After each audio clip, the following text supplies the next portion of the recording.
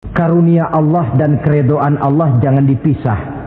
Cari karunia sebanyak-banyaknya, tetapi dalam batas-batas yang diridhoi Allah. Sebab kalau tidak, karunia itu akan makin membuat kita jauh dari Allah. Ilmu karunia itu. Tapi kalau tidak diridhoi Allah, Nabi ingatkan, man izdada ilman wa lam yazdad huda, lam yazdad minallahi illa bu'da. Orang yang bertambah ilmu tapi tidak bertambah hidayah, dia hanya akan semakin jauh dari Allah. Jauh dari Allah menimbulkan kegersangan dalam jiwa, kepanasan dalam hati, sehingga jauhlah kita dari ketenangan hidup.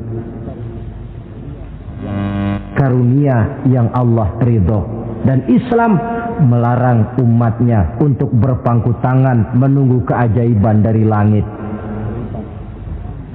Berusaha, berikhtiar, berdoa, lalu bertawakal kepadanya. Assalamualaikum warahmatullahi wabarakatuh. Waalaikumsalam warahmatullahi wabarakatuh. Alhamdulillah, wassalatu wassalamu ala sayyidina Rasulillah, sayyidina wa maulana Muhammad ibn Abdullah, wa ala alihi wa sahbihi wa mawala, la hawla wa la quwwata illa billah, amma ba'du. Bapak-bapak, ibu-ibu, saudara-saudara kaum muslimin rahimakumullah. Rangka memperingati Maulid Nabi besar Muhammad sallallahu alaihi wasallam. Yang penting dari peringatan Maulid ialah membicarakan bagaimana sebenarnya identitas umat Rasulullah sallallahu alaihi wasallam. Sebab apa? Adalah suatu hal yang wajar bahwa seorang pengikut menyesuaikan tingkah laku, gaya hidup dengan orang yang diikutinya. Jangankan di dunia ini, di akhirat nanti, identitas ini akan dimintakan pertanggungjan jawab dan akan ditanyakan kepada kita. Sekurang-kurangnya menjadi pengikut rombongan orang besar merupakan suatu nikmat. Paling tidak kita bisa numpang mujur. Kalau saya berangkat ke Bali ikut rombongan Pak Menteri misalnya, saya bisa bebas timbangan, tas saya tidak usah diperiksa-periksa barangkali. Kenapa? Ini rombongannya Pak Menteri, numpang mujur. Itu sekurang-kurangnya. Tetapi tentu untuk menjadi anggota rombongan Pak Menteri ini kan harus ada tanda, ciri-ciri atau yang disebut identitas. Kalau kita mengaku dan memproklamirkan diri sebagai umat Nabi Muhammad, sebagai pengikut beliau, apa sih identitasnya, ciri-cirinya? Inilah yang akan kita bicarakan pada kesempatan ini, bersumber dari surah Al-Fatah ayat 29. Allah Subhanahu wa taala menjelaskan Muhammadur Rasulullah, bahwa Nabi Muhammad itu adalah utusan Allah, pesuruh Allah. Walladzina ma'ahu, dan orang-orang yang bersamanya, orang yang mengikuti ajarannya, para sahabatnya, kita ini para pengikutnya, mempunyai ciri atau identitas. Dalam ayat ini ada 5 ciri yang dijelaskan. Pertama, asyidda'u 'alal kuffar. Pengikut Nabi Muhammad bersikap tegas kepada orang-orang kafir. Apa artinya tegas di sini? Saudara-saudara, tegas di sini artinya bukan main marah-marahan, tidak ngajak berkelahi, bukan juga menantang perang. Tegas di sini artinya mempunyai prinsip, mempunyai garis yang nyata di dalam keyakinan beragama. Garisnya apa? Tidak lain, lakum dinukum waliyadin. Bagi Tuhan agama Tuhan, bagi kami agama kami. Silahkan Tuhan melaksanakan agama Tuhan, kami akan melaksanakan agama kami. Kami menghormati Tuhan, Tuhan pun menghormati kami. Tetapi soal agama tidak usah dicampur adukkan. Identitas semacam ini perlu kita tegakkan kembali. Sebab apa? Sebab di zaman sekarang orang mulai mengaburkan nilai-nilai kebenaran dari agama, yang pada akhirnya menanamkan sikap ngambang terhadap agama.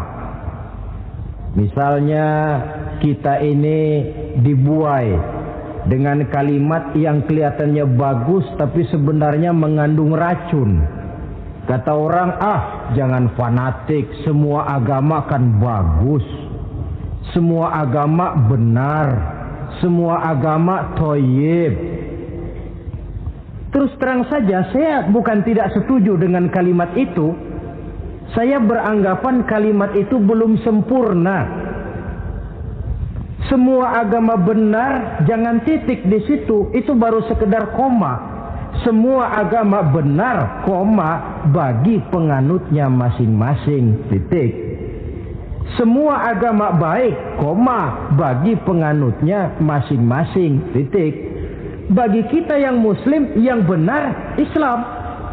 Dan seorang muslim yang berani membenarkan semua agama, seorang muslim yang berani berkata semua agama benar, sekurang-kurangnya munafik kalau tidak menjadi murtad. Wah Pak, itu namanya fanatik dong. Betul. Yang tidak boleh kan fanatik kepada suku, yang tidak boleh kan fanatik kepada guru, tapi fanatik kepada agama dalam arti berpegang teguh kepada agama merupakan bagian daripada kehidupan beragama.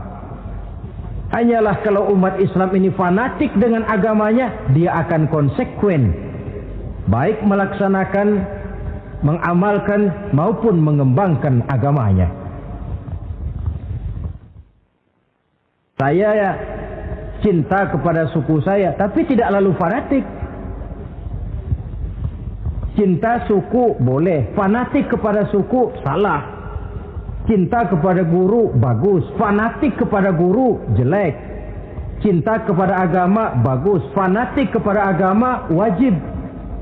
Hanya dengan fanatik kepada agama orang konsekuen. Yang jelek itu kan kalau sudah fanatisme kesukuan. Contoh, misalnya mentang-mentang orang Sunda, lalu ngomong saya ogah dengerin ceramah. Kenapa? Ustaznya bukan orang Sunda sih.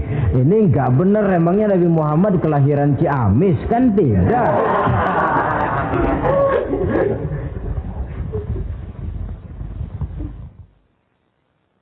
Toleransi ada tempatnya, tetapi tidak menyangkut masalah-masalah ritual, tidak menyangkut masalah-masalah ibadah. Soal bikin jalan umum, mari bersama saudara-saudara kita yang lain agama membangun puskesmas, mari bersama-sama menjaga keamanan, mari sama-sama. Tapi kalau sudah menyangkut masalah ibadah, kembali kita kepada prinsip lakum dinukum waliyadin. Bagi Tuhan silahkan melaksanakan agama Tuhan, kami pun akan melaksanakan agama kami. Silahkan menyebarkan agama, tetapi jangan kepada orang yang sudah beragama. Ini batas toleransi. Jangan menyebarkan agama kepada orang yang sudah beragama. Maka dalam sejarah sudah dibuktikan, alhamdulillah, kalau kita mau objektif menilai sejarah, ketoleransian umat Islam itu sudah dibuktikan oleh fakta sejarah. Tetapi tanpa harus mengorbankan nilai-nilai akidah, keyakinan-keyakinan yang harus kita jaga dan kita pertahankan. Taruhlah kita sekarang masih sanggup berkata dan berpendirian semacam itu. Anak kita, keturunan kita, generasi yang akan datang, jikalau ditanamkan rasa ngambang terhadap agama, lambat laun akan makin tipis nilai-nilai religius itu melekat di dalam jiwanya. Dan akibatnya akan rawan kemajuan macam apapun, modernisasi macam apapun, kalau sudah terlepas dari kaitan kehidupan beragama, tidak akan banyak menolong untuk mensejahterakan umat manusia. Asyidda'u 'alal kuffar, bersikap tegas kepada orang-orang kafir. Ini sikap yang pertama, identitas yang pertama. Yang kedua, ruhama'u bainahum, kasih sayang kepada sesama mereka. Kalau kepada orang kafir tegasnya bukan main, tapi kembali ke dalam, kembali kepada sesama muslim, kasih sayang setengah mati. Saling asah, saling asih, saling asuh, saling mengalah buat kepentingan yang lain. Ini sudah dicontohkan dalam sejarah ketika Rasulullah dan para sahabat hijrah ke Madinah. Orang Madinah yang menyambut kedatangan orang Makkah itu kan disebut Ansor. Betul apa betul? Lah orang Makkah ini yang hijrah ke Madinah disebut kaum Muhajirin. Apa orang Madinah menyambut kedatangan orang Mekah itu mentang-mentang orang asli Madinah lalu tolak pinggang? Kamu kemari pendatang ya, awas jangan bertingkah. Tidak. Masing-masing malah mencari saudara. Karena apa? Persaudaraan dalam Islam diikat dengan akidah. Artinya ini dari manapun orang datang, apapun warna kulitnya, bahasa apapun yang dia pakai, jikalau akidahnya sama, dia saudara kita. Hadirin, terus terang saja ya, banyak orang-orang yang tidak senang kalau melihat umat Islam sampai bersatu. Maka segala macam cara mereka lakukan agar kita jangan bersatu. Terang-terangan menghantam Islam, tidak mungkin orang berani. Kenapa? Saya pikir sebodoh-bodohnya umat Islam, dia masih fanatik sama agamanya. Dia masih sanggup bilang, mas gue emang gak sembayang, tapi agama gue lu hina, gue bacok lu. Itu kan positif, fanatisme agama namanya. Maka orang menghantam Islam itu lalu gak berani terang-terangan. Caranya, belajar dari Van der Plas, belajar dari Snokor-Gronya. Mau menghantam Islam, masuk ke tengah-tengah umat Islam. Pakai peci, kalau perlu pakai sorban, pakai sorban. Tak bisa assalamualaikum, latihan assalamualaikum. Hantam Islam dari dalam. Caranya, kalau perlu dibuatkan merek-merek Islam. Yang mereknya Islam tapi tujuannya bikin kacau dalam Islam. Muncullah yang namanya Islam ingkar sunnah. Muncul yang namanya Islam sejati. Islam. Mereknya Islam, tujuannya bikin kacau dalam Islam. Kalau dia sudah mengkafirkan orang lain yang tidak sepaham dengan dia, tidak mau bermakmum kepada orang yang sepaham dengan dia. Kalau cara ini tidak kena, mereka putar lagu lama. Apa lagu lama itu? Lagu khilafiyah. Lagu lama itu supaya kita sengketa sesama kita, mempersoalkan hal-hal kecil. Waktu terbuang, energi habis untuk mempermasalahkan hal yang tak pernah kunjung selesai. Sering kejadian toh di kampung-kampung. Yang satu pakai usolli, yang satu tidak, lalu pisah RT. Yang satu azan sekali Jumatan, yang satu 2 kali, lalu bangun masjid lagi. Yang satu kunut, yang satu tidak, asah golok. Persoalan yang semacam ini sampai kiamat tidak akan kunjung selesai. Oleh karena itu potensi yang besar ini tidak tersalurkan dengan wajar karena kita centang perenang di dalam, tidak pandai menjaga kesatuan dan persatuan sebagai modal dasar untuk berbuat yang lebih baik. Adalah lebih baik kita ini mencari titik-titik persamaan dan bukan memperbesar pola perbedaan. Ruhama'u bainahum, kasih sayang sesama mereka. Imam Ghazali memberikan contoh, kun kal yadain wala takun kal uzunain. Hai umat Islam, hiduplah kamu seperti 2 tangan. Saling asah, saling asih, saling asuh, saling mengalah buat kepentingan yang lain. Coba lihat dua tangan kita, rukunnya bukan main. Kalau tangan kanan maju ke depan, kata yang kiri, oke, saya mengalah. Dia mundur ke belakang. Kiri di depan, kata kanan, sekarang giliran saya ngalah. Dia mundur ke belakang. Akhirnya kita jalan lenggang. Enak nggak dilihat orang?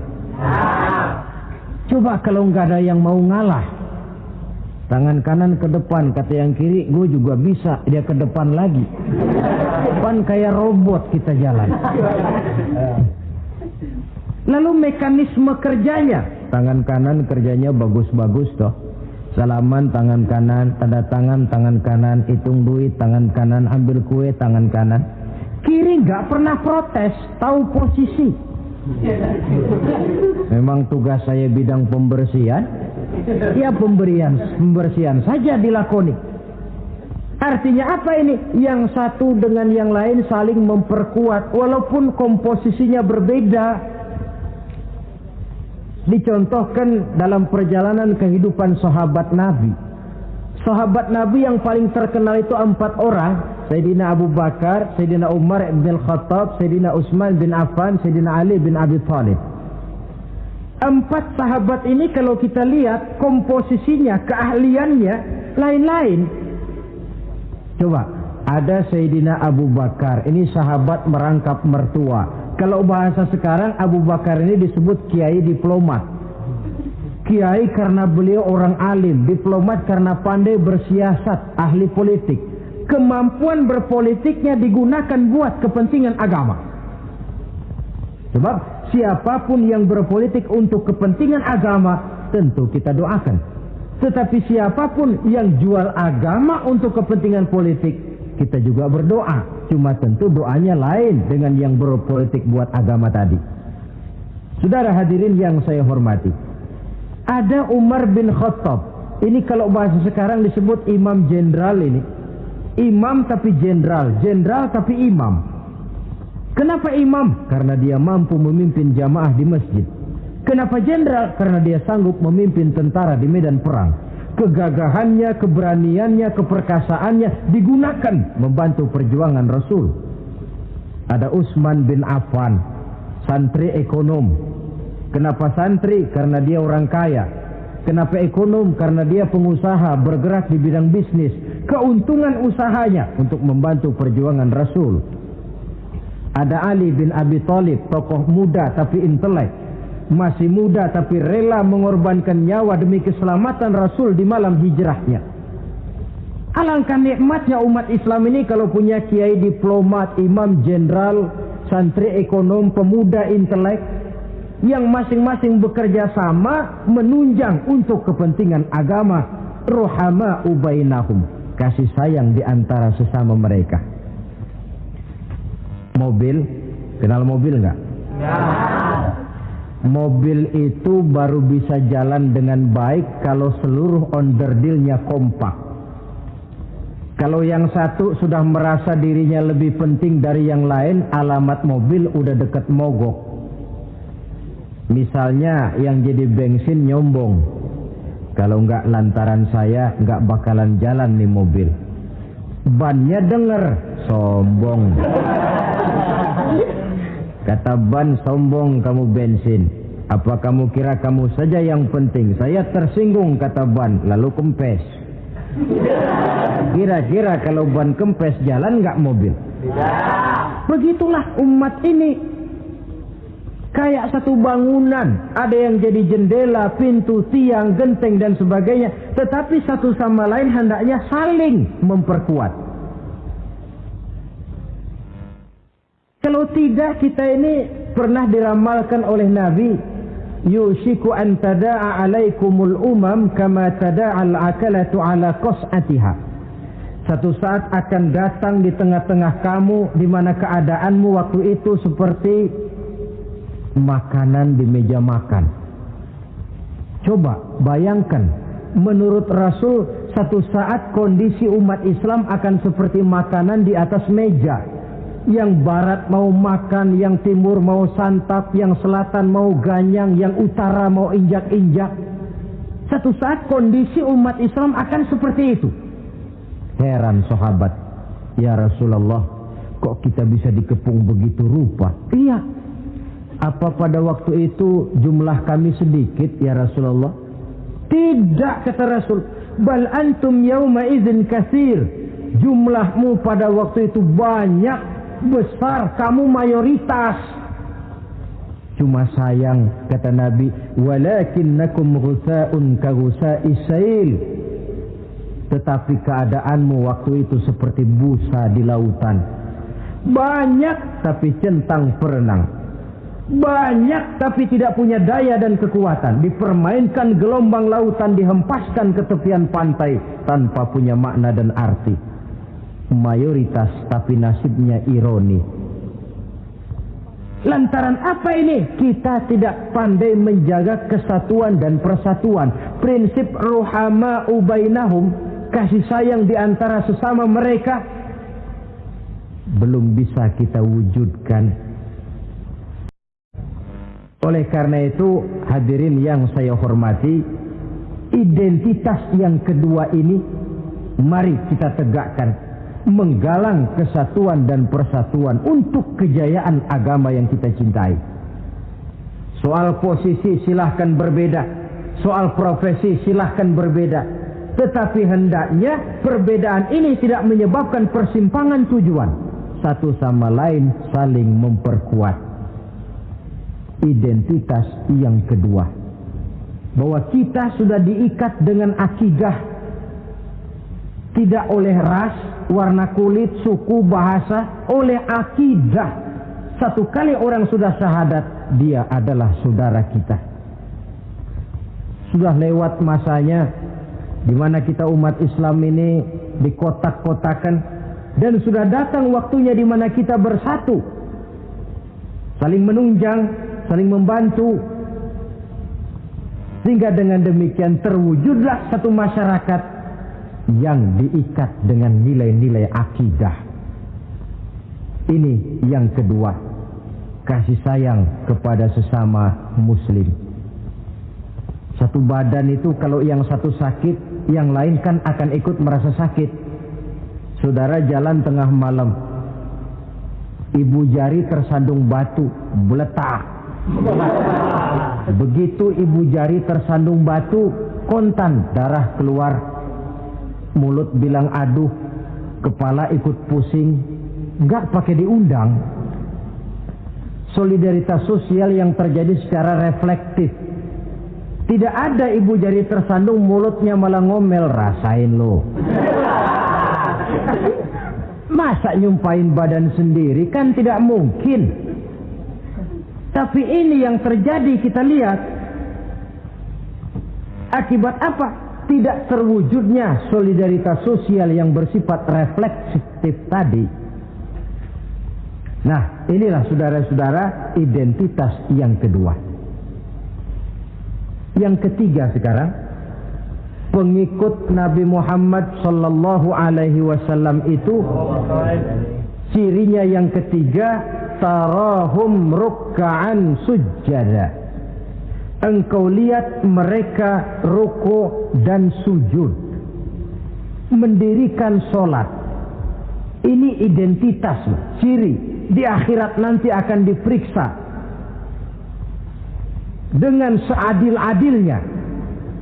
Siapa? Saya, Pak. Saya siapa? Pengikut Nabi Muhammad. Betul? Betul. Baik. Pengikut Nabi Muhammad itu tandanya ruka'an sujada, ruku dan sujud. Sampean ngaku umat Nabi Muhammad, sujud, pernah sembahyang? Sembahyang juga, Pak. Berapa kali? Gak banyak-banyak, Pak, setahun 2 kali. Kapan itu? Idul Fitri sama Idul Adha. Kata petugas, syarat kurang, minggir. Sebab sering dikatakan sholat itu kan ada yang harian, ada yang mingguan, ada yang tahunan. Ada yang sholatnya harian. Yang harian ini juga 2 macam. Ada yang belang-belang, ada yang mulus. Kalau yang belang-belang itu kalau zuhur sholat, asar out. Asar kepegang, maghribnya melayang. Maghrib ketangkep, isaknya terbang. Itu lumayan ketimbang yang seminggu sekali cuma Jumat saja. Yang Jumat pun agak lumayan lah daripada yang setahun 2 kali cuma Idul Fitri dan Idul Adha.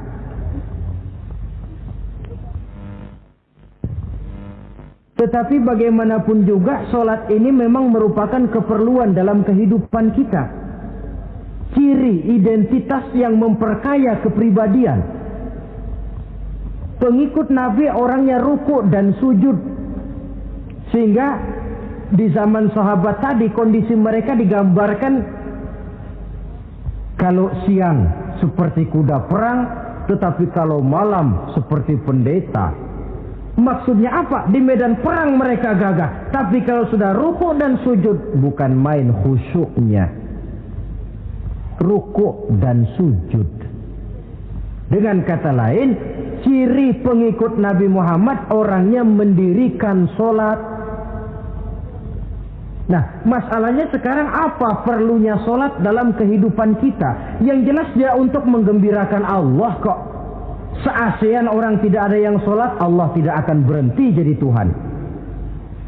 Manfaatnya akan kembali kepada kehidupan. Nah, apa perlunya sholat dalam kehidupan kita? Ada beberapa hal yang bisa kita angkat ke permukaan tentang perlunya sholat ini. Jadi sholat itu perlunya kita. Sehingga suatu saat nanti kita tidak lagi berkata saya wajib sholat. Tapi kita akan berkata saya perlu sholat. Apa perlunya sholat dalam kehidupan kita? Pertama, sholat itu membuat orang rendah hati. Tidak melonjak menjadi angkuh dan sombong. Yang kedua, sholat itu membuat orang tahu diri. Yang ketiga, sholat itu mendatangkan ketenangan jiwa dan ketentraman batin lantaran orang punya sandaran vertikal kepada Allah. Sehingga agama menekankan benar ini. Bukan cuma untuk kita, tapi juga anak kita, keturunan kita. Sehingga Nabi mengajarkan, ajari didik anak-anakmu sholat pada umur 7 tahun. Kalau umur 10 tahun mereka sudah berani meninggalkan sholat, pukul. Bukan dengan tujuan menyakiti, tapi mendidik anak supaya disiplin dengan sholatnya. Kayaknya kita yang hidup di zaman serba modern ini, soal anak mau sholat atau tidak, kayaknya orang tua itu, kalau istilah anak sekarang, cuek-cuek aja. Jarang yang mengadakan inspeksi, pengecekan anaknya sudah sholat apa belum, lalu sholatnya disiplin apa tidak.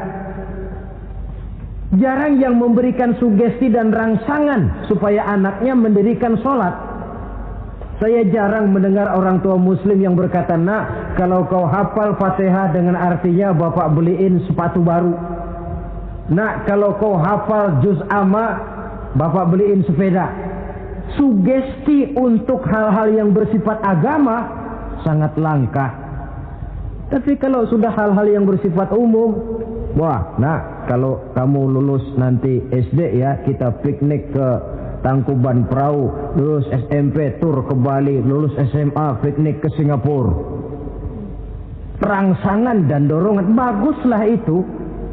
Tetapi alangkah akan lebih bagusnya jika untuk hal-hal yang bersifat agama kita pun sanggup memberikan sugesti, rangsangan dan dorongan kepada anak-anak kita. Sehingga sejak kecil mereka sudah terbiasa dengan sholat. Sejak kecil mereka sudah disiplin dengan sholatnya. Wah, kalau tidak, kayu itu kalau mau dibengkokkan pada saat dia masih kecil.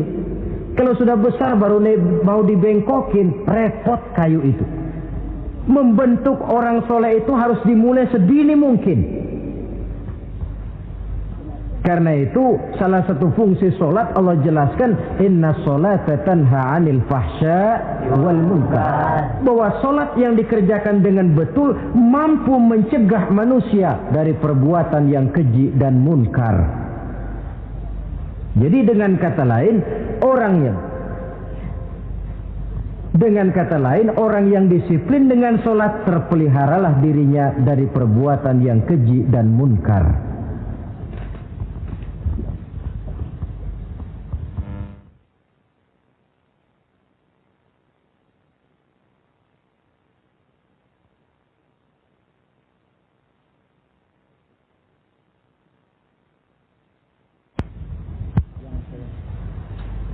Hadirin yang saya hormati, suatu kenyataan barangkali yang memang tidak bisa kita pungkiri, bahwa kemajuan ilmu pengetahuan dan teknologi sekarang ini makin mengagumkan.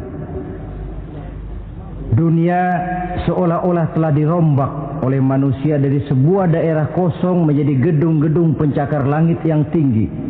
Orang sudah bertandang ke bulan, dan dalam beberapa tahun mendatang boleh jadi akan bertandang pula ke planet-planet lainnya.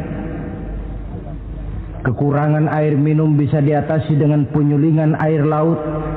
Kekurangan areal pertanian bisa diatasi dengan merombak gurun pasir yang gersang dan tandus menjadi sawah ladang yang menghasilkan kebutuhan hidup manusia. Tapi seiring dengan itu menjadi pertanyaan, makin sejahterakah umat manusia? Tercapaikah kebahagiaan? Pada sisi lain kita melihat kemajuan itu melahirkan hal-hal yang tidak kita harapkan.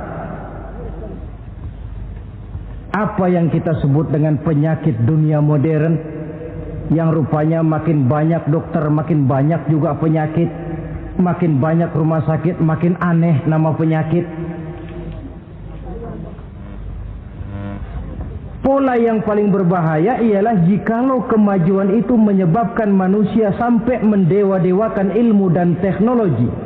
Dan ini yang sering saya istilahkan dengan berhala abad 20. Kalau dulu orang menyembah berhala yang namanya Latta, Uzza, Manat, Hubal, orang zaman sekarang secara tidak langsung banyak yang menjadi penyembah komputer, penyembah sains dan teknologi, mendewa-dewakan otak, lalu lupa bahwa sepanjang yang bisa dilakukan oleh manusia adalah berusaha dan berusaha, sementara ketentuan mutlak datang dari Allah Subhanahu wa ta'ala. Disinilah perlunya ruku dan sujud, agar manusia tahu benar hakikat dari mana dia datang, di mana dia sekarang, mau apa dia di sini, dan kemana dia akan pulang.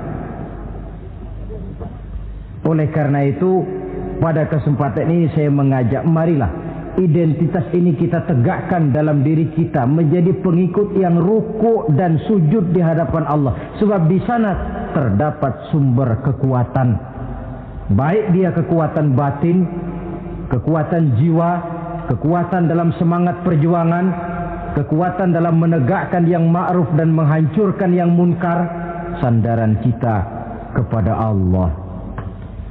Saudara mungkin masih ingat ketika Rasulullah dan Abu Bakar hijrah, mereka berdua tidak langsung ke Madinah tapi berada di Gua Sur. 3 malam 2 hari lamanya. Orang kafir Quraisy yang mengejar sampai juga di mulut gua itu. Andai kata mereka menengok saja ke bawah, sudah kelihatan Nabi dan Abu Bakar. Tapi mereka tidak menoleh. Nabi dengan mantap berkata kepada Abu Bakar, "La takhaf wa la tahzan ya Abu Bakar, innallaha ma'ana." Abu Bakar, kau tidak usah takut, tidak usah sedih, Allah bersama kita. Ucapan ini mantap kalau diucapkan oleh orang yang ruk'an sujada, benar-benar sujud kepada Allah, mempunyai backing yang tidak kepalang tanggung, yang serba maha. Ya, itu kalau memang saudara perlu cari backing, jangan kolonel tanggung, jangan brigjen tanggung, carilah backing yang serba maha. Maha gagah, maha kaya, maha tahu, maha segala-galanya. Berbackinglah kepada Allah saja dengan jalan ruk'an sujada, ruku' dan sujud dalam kehidupan ini. Ini identitas yang ketiga. Yang keempat sekarang, pengikut Nabi itu apa tandanya? Yabtaghuna fadlan minallah wa ridwana. Mereka selalu mencari karunia dan keridhaan Allah. Karunia dan keridhaan. Jadi tidak hanya mencari sekedar karunia, tetapi juga mencari ridho. Oleh karena itu seorang pengikut Rasul, di dalam dia berdagang misalnya, dibatasi oleh pertanyaan, cara saya ini Allah ridho apa tidak? Dia cari rezeki, dibatasi oleh pertanyaan, Allah ridho apa tidak? Dia menginginkan jabatan yang tinggi, tapi tetap dalam kerangka pertanyaan, kalau cara ini Allah ridho apa tidak? Sehingga tidak lantas menghalalkan cara apapun halal asal tujuan tercapai, itu kan caranya PKI. Asal tujuan tercapai cara apa saja halal. Seorang muslim pengikut baginda Nabi tidak diajarkan semacam itu. Kenapa perlu mencari keridhaan Allah, karunia yang Allah ridho? Karena apapun yang kita pakai, apapun yang kita makan terutama, jikalau bersumber dari sesuatu yang Allah tidak ridho, katakan yang haram misalnya, akan mempengaruhi gaya dan gerak hidup kita. Contoh, kata Imam Ghazali, kalau engkau terlalu senang memakan makanan yang haram, dia akan mempengaruhi caramu berpikir sehingga kau akan cenderung berpikir yang haram. Mencari karunia yang Allah ridho, dan hidup itu kalau sudah mendapat ridho Allah, sudah satu kenikmatan yang tidak bisa dibeli dengan nilai materi yang bagaimanapun banyaknya. Karena itu biarlah kita orang mukmin ini di dunia hidup kaya asal Allah ridho saja. Gak apa-apa. Biar rumah kita gedung, punya mobil bagus, uang banyak, kalau Allah ridho enak. Daripada sudah melarat tinggal di pinggir kali, rumahnya gubuk, Allah marah lagi. Kapan mau senang orang macam begitu?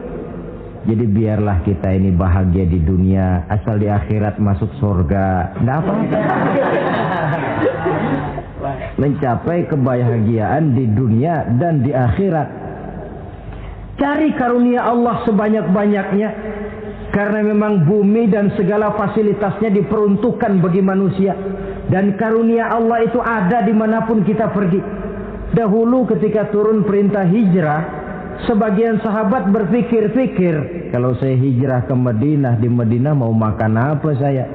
Ini Mekah kan jelek-jelek, kampung sendiri. Umpama kepepet ngutang-ngutang dikit orang masih percaya lah, kalau ke Madinah ngutang sama siapa? Takut dia kalau hijrah ke Madinah tidak dapat makan. Allah memberikan jaminan, qul li'ibadiyallazina amanu inna ardi wasi'ah fa iyaya fa'budu. Katakan kepada mereka Muhammad, hai hamba-hambaku yang beriman, bumiku ini luas.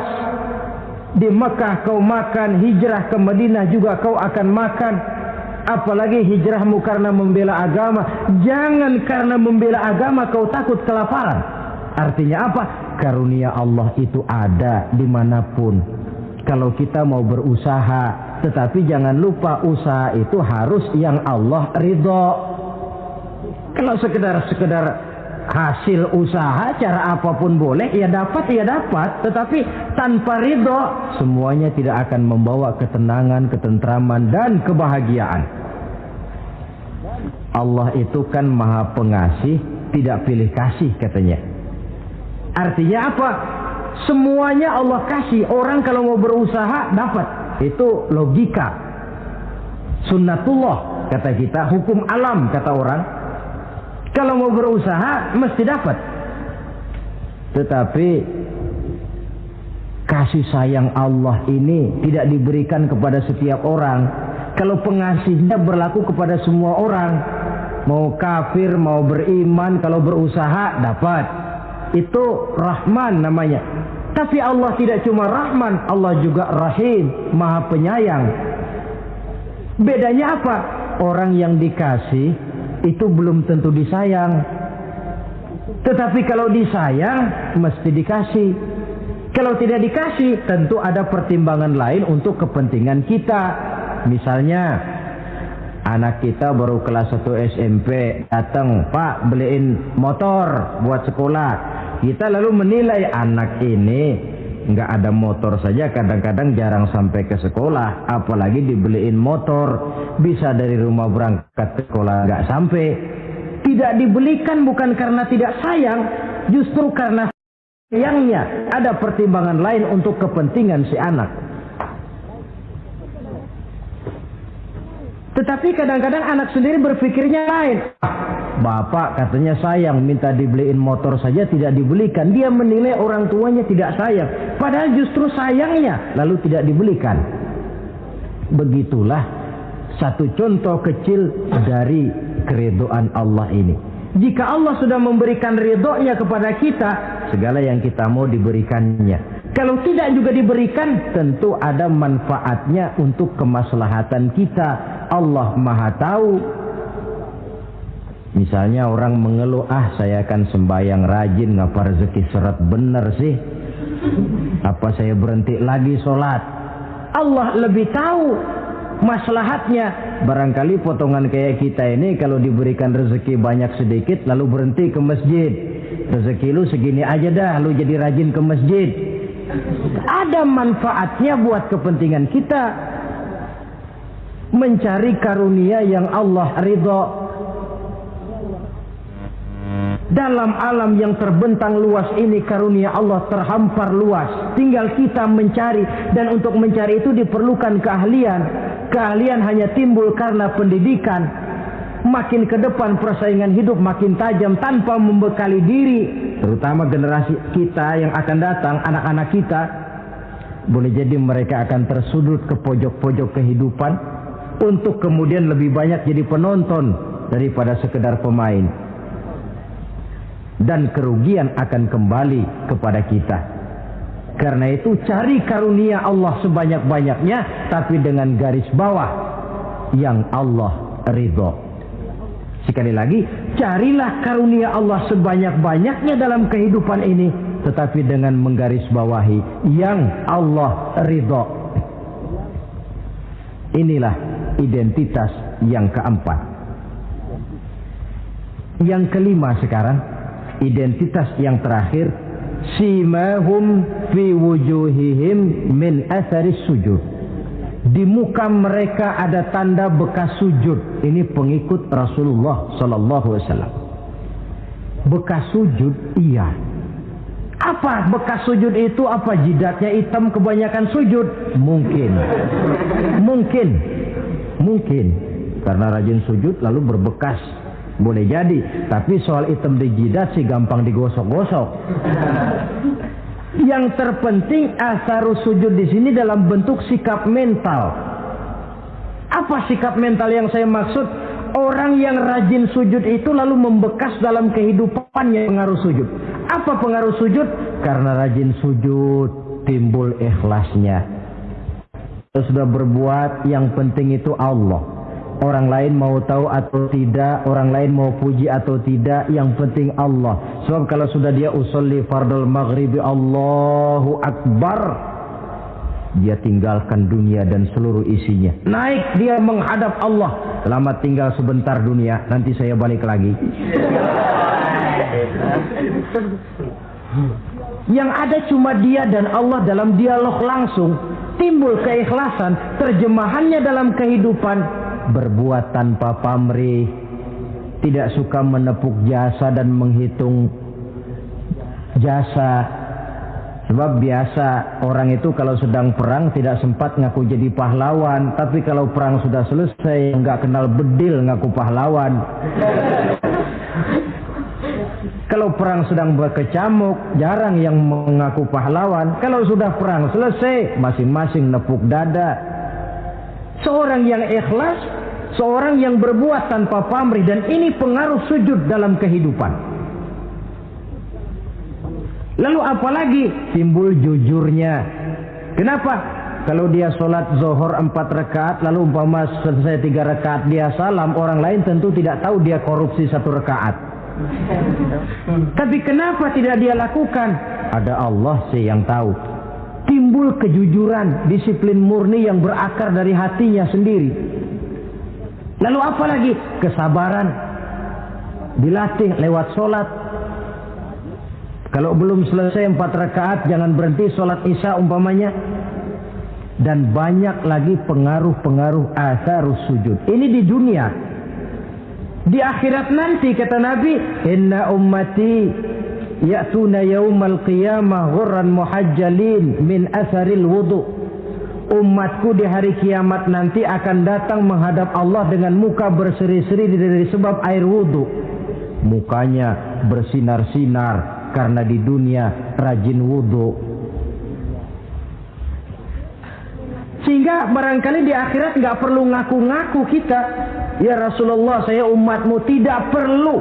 Rasulullah lihat sendiri, wah ini mukanya bersinar-sinar. Ta'ali ummati, umatku sini, umatku sini. Kalau di dunia rajin kena air wudu. Ya rajin wudu artinya kan rajin sholat. Masa ada orang wudu aja nggak sholat, kan model. Kalau muka tidak pernah tersentuh wudu, kalau muka tidak pernah sujud, teriak-teriak kita mengaku, ya Rasulullah saya umatmu ya Rasulullah. Kata Rasulullah, nggak ada umat saya yang dekil kayak sampean.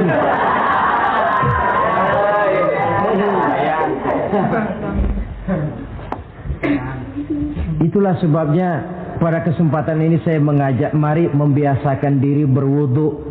Tidak cuma untuk sholat. Saudara mau berangkat ke kantor, wudu dulu, bagus. Saudara mau pergi berdagang, wudu dulu, cakep. Saudara mau pergi kuliah, mau pergi sekolah, wudu dulu, bagus. Di samping kebersihan jasmani, juga kebersihan rohani. Tengok saja. Kalau kita membasuh tangan pada saat wudu, mulai Allahumma inni as'aluka yumna wal barakah wa a'udzubika minasyu'mi wal halakah. Itu kan yang kita baca.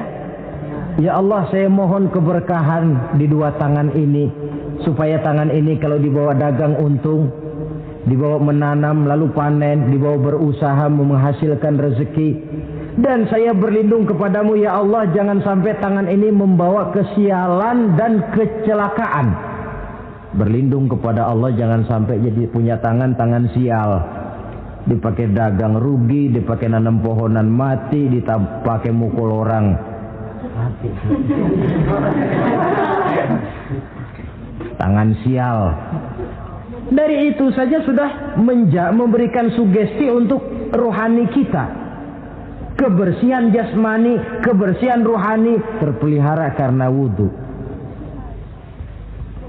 Jadi asarus sujud, pengaruh sujud membekas di dalam kehidupan. Sehingga oleh Syekh Muhammad Abduh dijelaskan, walikulli ibadatin minal ibadati sahihah asarun fi taqwimi akhlaqil qaimi biha wa tahzibi nafsihi. Setiap ibadah yang dikerjakan dengan betul pasti mempunyai pengaruh yang nyata dalam meluruskan moral akhlak orang yang melaksanakan ibadah itu sendiri.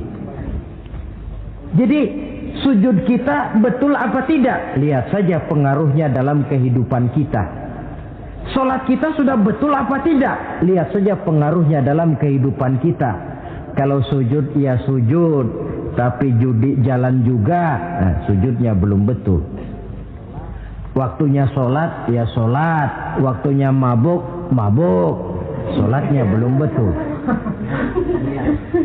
Waktunya ruku ya ruku, giliran nyolong, sholatnya belum betul.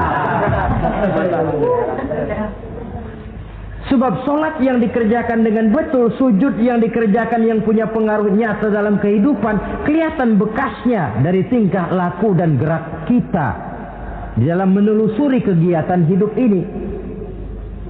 Maaf, dengan sedikit pahit barangkali kita memang harus berkata, masih banyak di antara kita umat Islam ini yang melaksanakan ibadah hanya dengan prinsip asal sekedar gugur kewajiban.